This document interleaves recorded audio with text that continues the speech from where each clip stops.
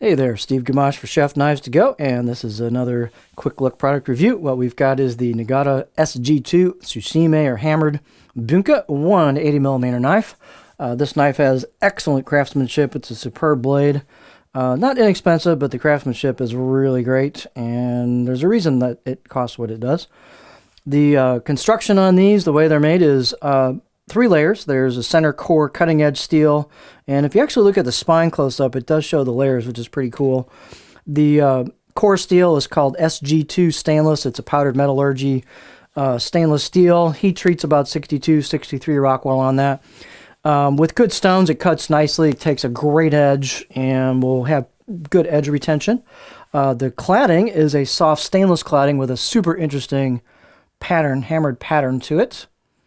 And so that's soft stainless. Here's the blade grind down to the edge and the wavy line where the core steel meets the cladding.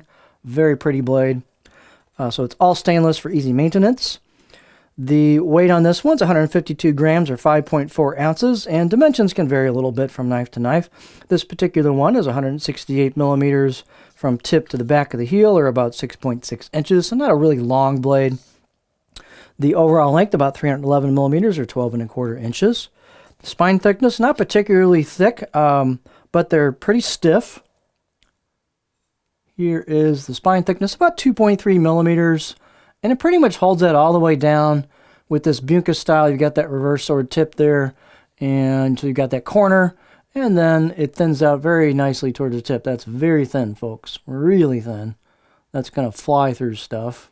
There's your grind. And then it's also thin at the edge. Here's the back of the blade, the choil shot. So this performance is going to be excellent on this, but it's got some backbone to it, some meat as well. This pattern should allow for a little bit better food release. So this should be a good performance, kind of combination performance on it.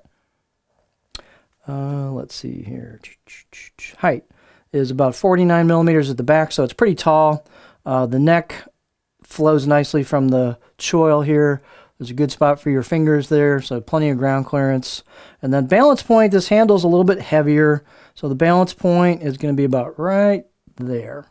For me, the pinch grip, it's a little bit behind it, so it's going to be slightly handle heavy. Not much, but a little bit. Handles are really nicely done. Octagonal, a wenge, which has a lot of cool figuring. Every handle is going to be a little different. And then we've got a black buffalo horn ferrule. Looks like a nice tight glue-up job here, where the tang goes into the handle. Very pretty knife. Let's look at it. The craftsmanship is top flight on these. Excellent fit and finish. Really pretty blade. So this is the right side as you'd be using it, holding it. Stiff, clean grinds, really straight. Out of the box edge, I'll give it 6 out of 10. It's pretty sharp out of the box. You've got laser engraved kanji and symbol there. It's a little hard to see, but it is there. And then on the left side of the blade, there's no markings on it, but here's another example. Everyone's going to be a little different. Very interesting blade, quite unique. Nice fit and finish on the spine, choil, so ready to go right out of the box. No sharp edges anywhere.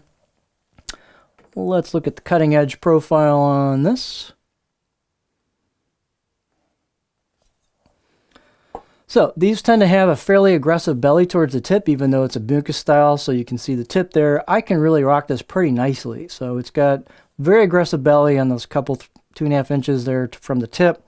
So that makes for a nice rock. And then it's pretty flat towards the back. So this will actually accommodate quite a few different techniques. You can chop towards the back.